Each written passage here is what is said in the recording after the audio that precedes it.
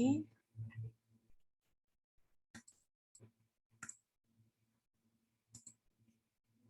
Analisa regresi dan korelasi linear ya.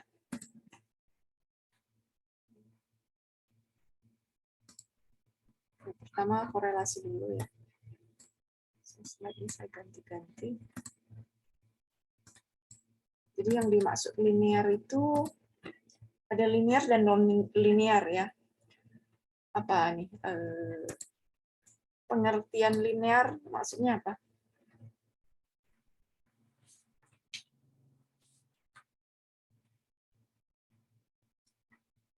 Linear regresi, linear correlation ya. Jadi kalau nanti kita membahas regresi sederhana, kali ini kita membahas regresi sederhana. Konsepnya sih sama ya. Kalau regresi berganda berarti ada lebih dari satu variabel dependennya, variabel independennya ya. Kalau sederhana berarti hanya ada satu variabel independennya. Independen itu yang dimaksud apa variabel independen? Mungkin udah belajar statistik kan waktu SMA.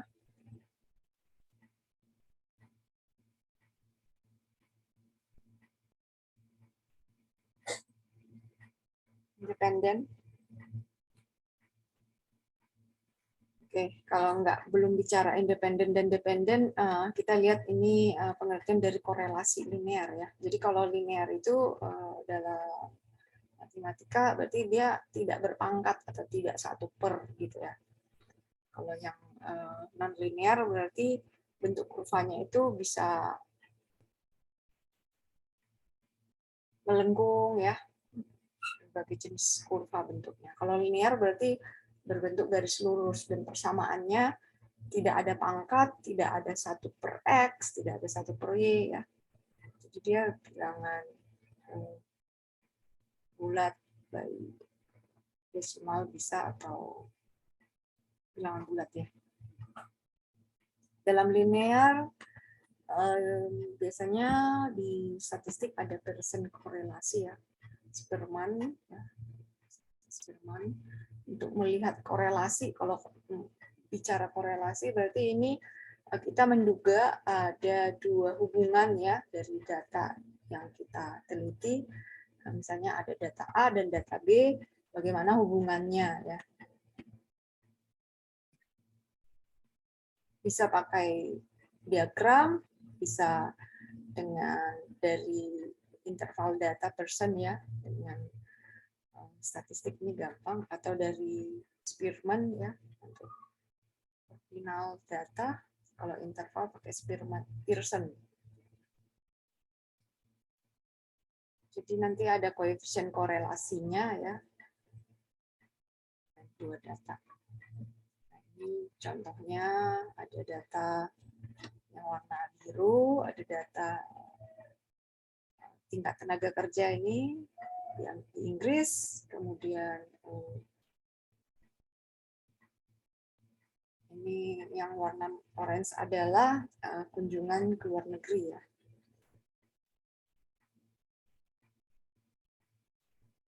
Dalam hubungannya di sini bisa kita bilang dia tidak lurus ya. Berarti hubungannya non linear ya. Kalau nggak lurus, kalau lurus berarti linear. Tapi untuk non linear kita nggak bahas, kita hanya bahas yang dasar yaitu linear ya. Ini contohnya, jadi kalau bicara tentang korelasi, kita bisa bikin pakai diagram ya dari data seperti ini. Ini gampang sebenarnya, langsung dari Excel. Kamu pindahin datanya ke Excel. Ini adalah tingkat tenaga kerja dan ini tingkat kunjungan ke luar negeri ya, warga negara Inggris. Seperti ini. Kalau kita insert grafik ya. Tapi bisa dilihat dari sini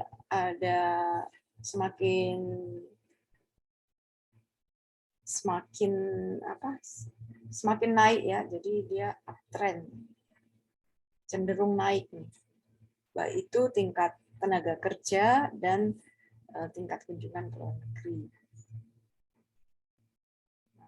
Bisa juga pakai selain tadi ini grafik garis, bisa juga dengan scatter plot ya. Kamu nanti bisa lihat di Excelmu ada insert scatter plot.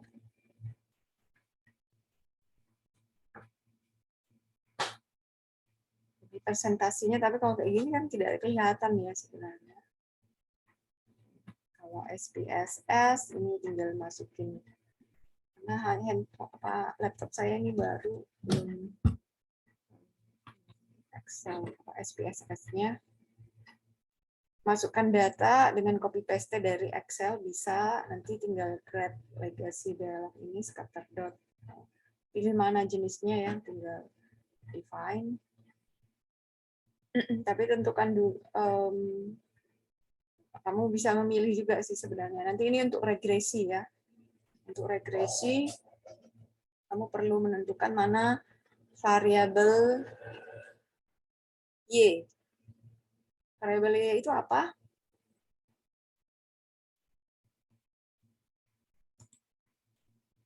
Variabel Y itu apa?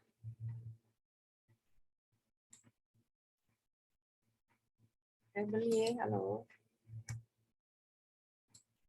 Variabelnya apa?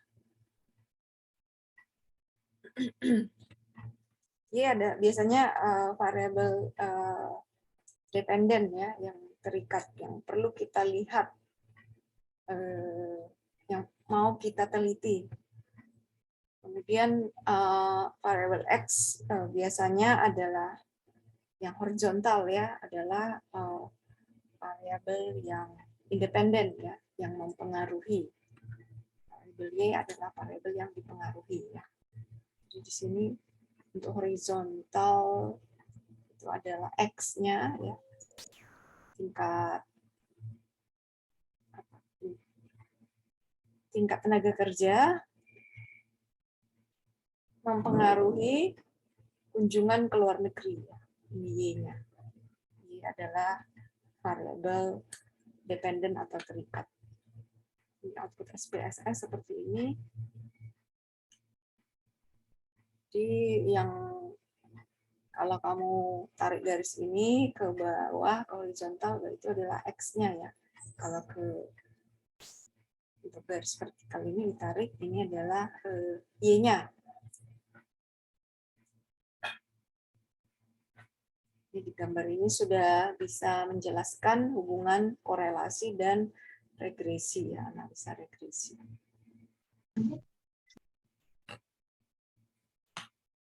Nah, dari scatter plot ini nanti kita akan lihat ada outlier namanya. Pengertiannya outlier itu data yang kelihatannya dia agak jauh ya dari data lainnya ya. Jadi kita lihat, bisa kita lihat apa sebenarnya konsep dari analisa regresi.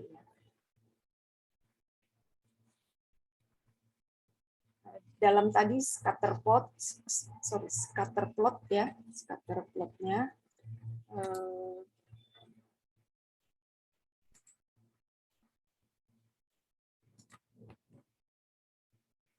kita kan melihat ada titik-titik ya, kemudian ada X, kemudian ada Y.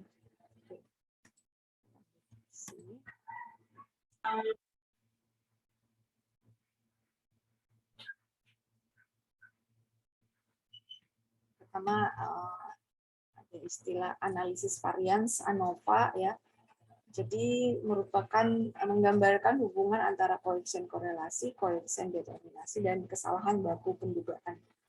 Kesalahan baku pendugaan berarti kan ada data yang jauh dari expected ya, expected value-nya.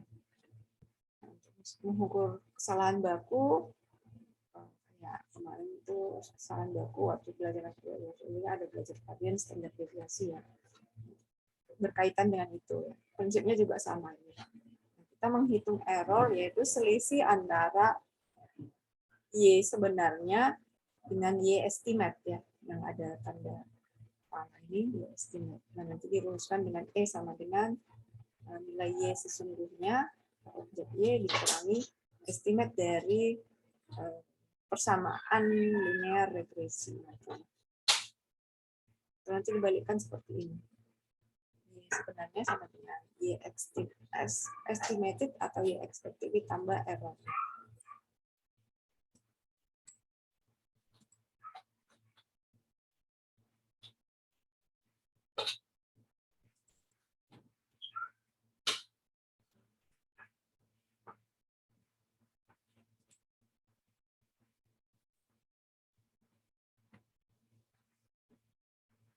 Kalau di hasil SPSS tabel ANOVA nanti seperti ini juga ya, ada derajat bebas, sum square, mean square, regression error. Inilah konsepnya, ada SS sum square total, sum square error, sum square regression.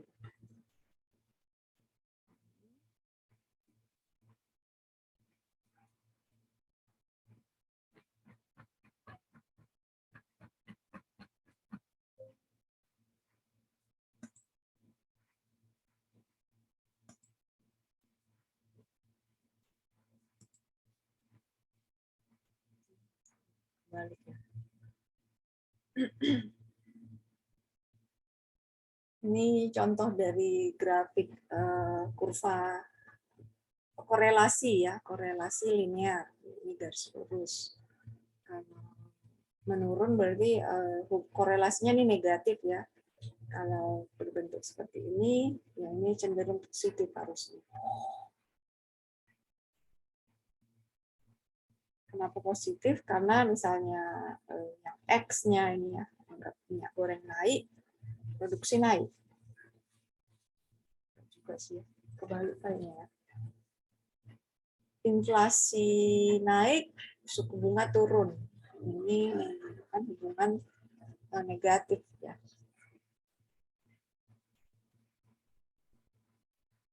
Nah, bentuk rumus matematis koefisien korelasi dirumuskan dengan ini. Ya. Jadi kalau pakai Excel hitungnya gampang ya. Sama dengan rumus fungsi korel ya. Nanti baru masukkan data data 1 dan data 2. Nah, dalam gambar dalam ilustrasi ini ada hubungan kuat dan lemah dalam suatu korelasi. Jadi kalau nanti korelnya hasilnya itu 0, berarti tidak ada korelasi. Tapi kalau dia lagi besar, ini positif ya, paling tinggi 1 ya. Korelasi positif sempurna, kemudian yang sebelah negatif ini -1, korelasi negatif sempurna. Jikalau korelasinya positif lemah itu 0 sampai 0,5. Kalau korelasi positif kuat dari 0,5 sampai 1. Itu demikian halnya untuk korelasi negatif lemah ya, minus 0,5 sampai 0, kemudian korelasi negatif kuat -1 sampai -0,5. Contohnya bisa dicoba di Excel-nya ya. Tinggal pindahin data ini, bunga kredit investasi dan investasi. Ini karena korelasi, tapi di korelasi juga udah ditentukan ya mana variabel dependen. Dependen berarti ini yang Y ya, yang terikat ya. Investasi dipengaruhi oleh bunga kredit investasi. X ini adalah variabel independen. Secara manual hitungnya seperti ini ya, X kuadrat, Y kuadrat, X kali Y, baru dihitung. Nanti dapat minus 0,892. Ini rumusnya korelasi. Nah, untuk koefisien determinasi R ditambahkan dengan R pangkat 2 ya.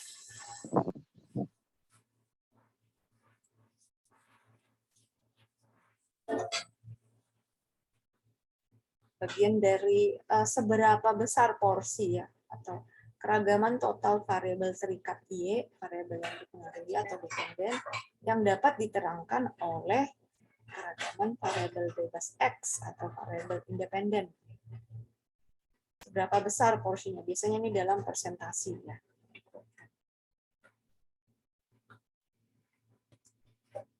Karena kita bicara analisa korelasi sederhana, di mana hanya ada satu variabel independen, ya, sehingga kita memakai rumus uji signifikansinya dengan uji T.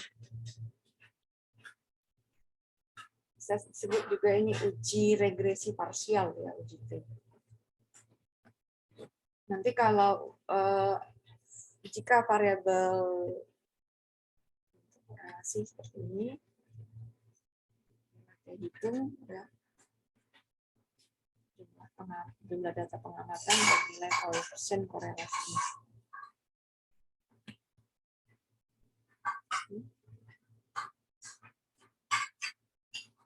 Nah, jika diketahui koefisien korelasi minus 0,892 ya pada contoh suku bunga dan investasi PMDN. Kemudian untuk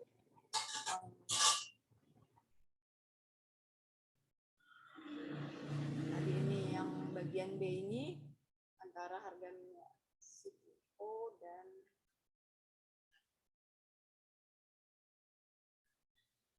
produksi minyak mentah kelapa sawit ya, itu korelasinya positif ya, karena dia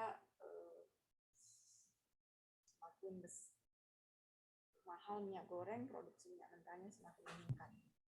Ini korelasi positif 0,894. Dengan untuk ujinya dengan uji signifikansinya tarif nyata 5%.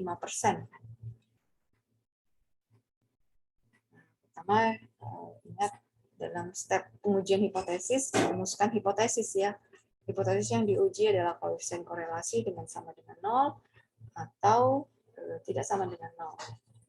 Kemudian tentukan tarif nyata 5%, alfanya 2 ya, 0,25, kemudian derajat bebasnya N dikurang K. K adalah jumlah variabelnya. Variabel independen dan dependen ya, ada 2 di sini.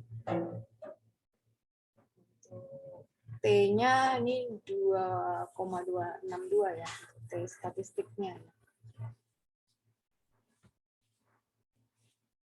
DF-nya 9, kita cari dari T-table ya. Tarif nyatanya 0,025, DF-nya 9.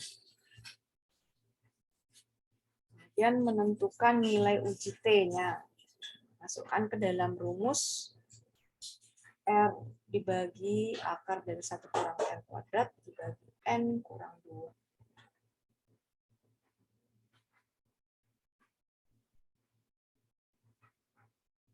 Nggak kelihatan ya?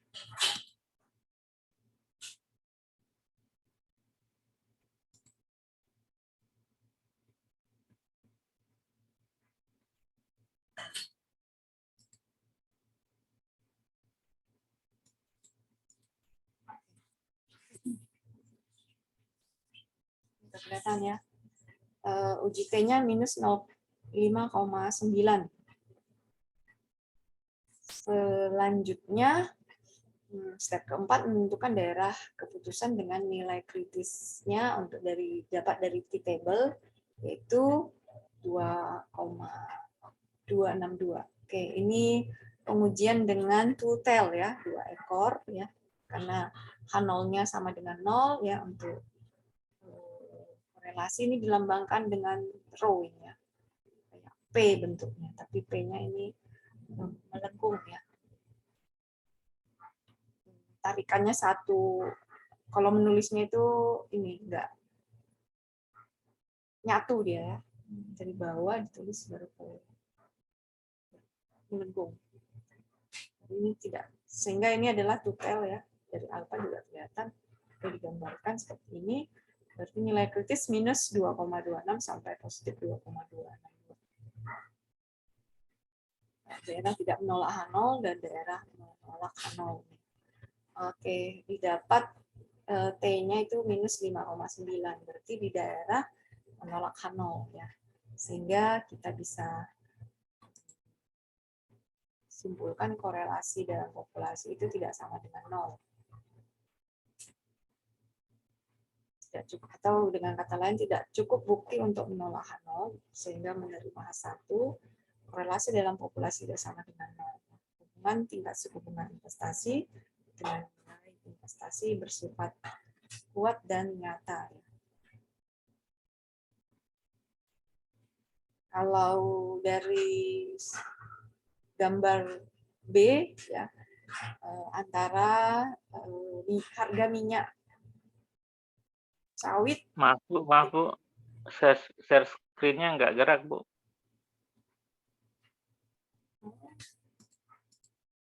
Bilang dari tadi.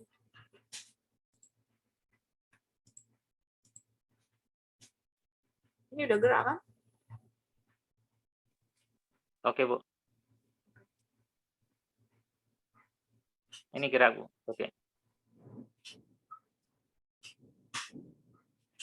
Ini yang untuk soal B ya. Antara korelasinya positif, yaitu antara harga minyak sawit dan produksi minyak mentah CPO. Dengan tarif nyata 5% juga, ini pakai tutel juga ya, karena H0-nya juga kita dengan korelasi rho sama dengan 0, H1-nya rho tidak sama dengan 0. DF-nya datanya kebetulan sama ya, 11 dikurang variabelnya ada 2 ya, variabel K-nya itu adalah, kalau di sini K-nya itu adalah variabel dependen dan independen ya. Jadi 11 kurang 2, 9.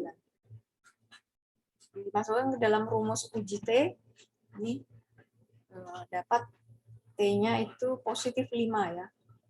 Sehingga ditulis dalam step keempat, menentukan daerah keputusan dengan nilai kritis adalah dari minus 2,262 sampai positif 2,2. Positif 5.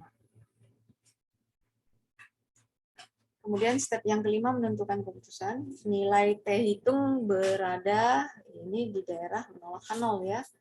Berarti H0 ditolak, H1 diterima, menunjukkan koefisien korelasi pada populasi ini tidak sama dengan 0, atau ada hubungan yang kuat dan nyata ya antara harga minyak CPO dan produksi minyak CPO kelapa sawit ya.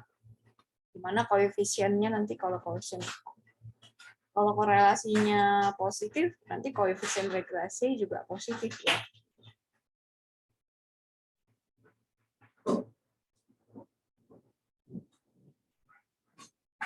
Kalau pakai Excel ya, untuk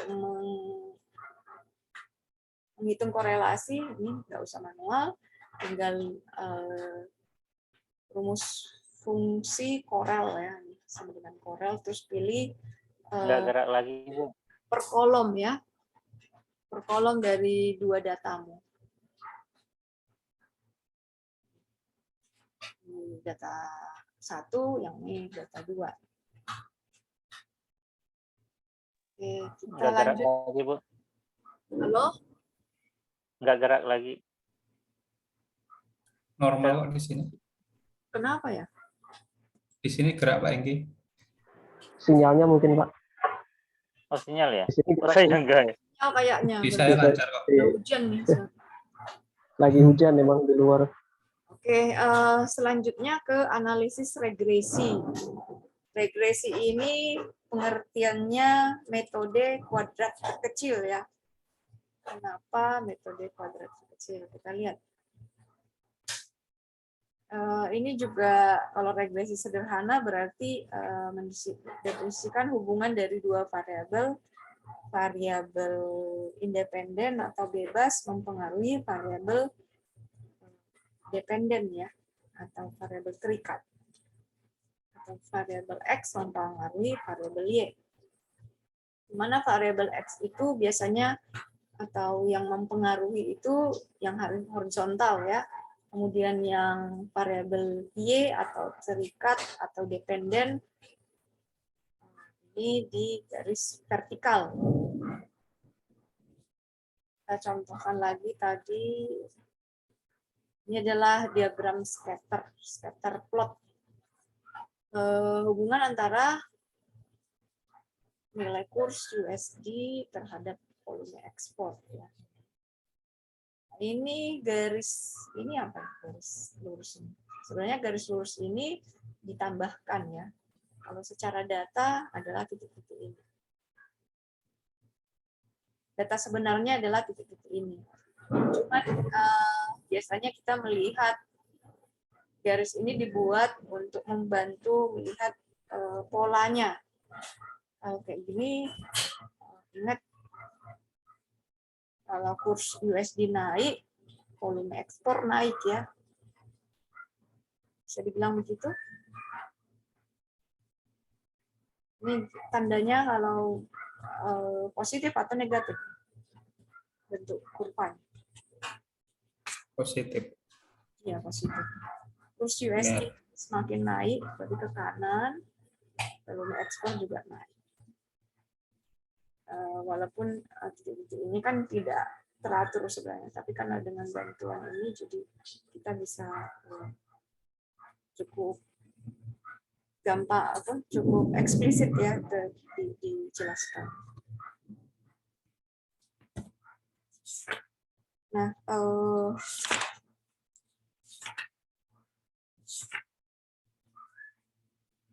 ini untuk scatter diagram yang garis ini membantu menarik garis regresi ya. Jadi hubungan antara volume ekspor dan nilai kurs dapat digambarkan. Sebenarnya ada banyak sebenarnya yang bisa dibuat garis ya. Di garis putus-putus ini ada warna beda ya.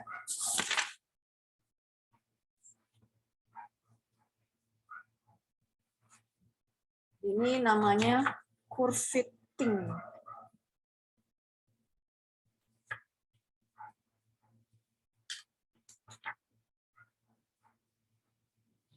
Dua titik dapat dibuat sebuah garis. Oleh sebab itu diperlukan suatu usaha untuk mencari persamaan kurva yang sesuai dengan data yang ada. Kelihatannya ini dinamakan curve fitting. Untuk data ini kebetulan karena dia garisnya lurus, berarti ini linear ya. Kalau garisnya melengkung, berarti non-linear. Jadi mencocokkan persamaan garis dengan titik kombinasi Y dan X. Ya. X yang horizontal, Y yang vertikal. Dapat diperoleh persamaan garis yang apabila lurus dinamakan hubungan linear. Itu kalau nggak lurus non-linear ya, berbentuk kuadrat, kurva, geometrik, logaritmik. Semakin banyak titik kombinasi mendekati persamaan garis menunjukkan hubungan yang semakin erat yang ditandai dengan besarnya nilai koefisien korelasi. Tapi kalau titik-titiknya ini kombinasinya menyebar jauh dari persamaan garis, maka hubungannya semakin lemah dan nilai koefisien korelasi juga rendah.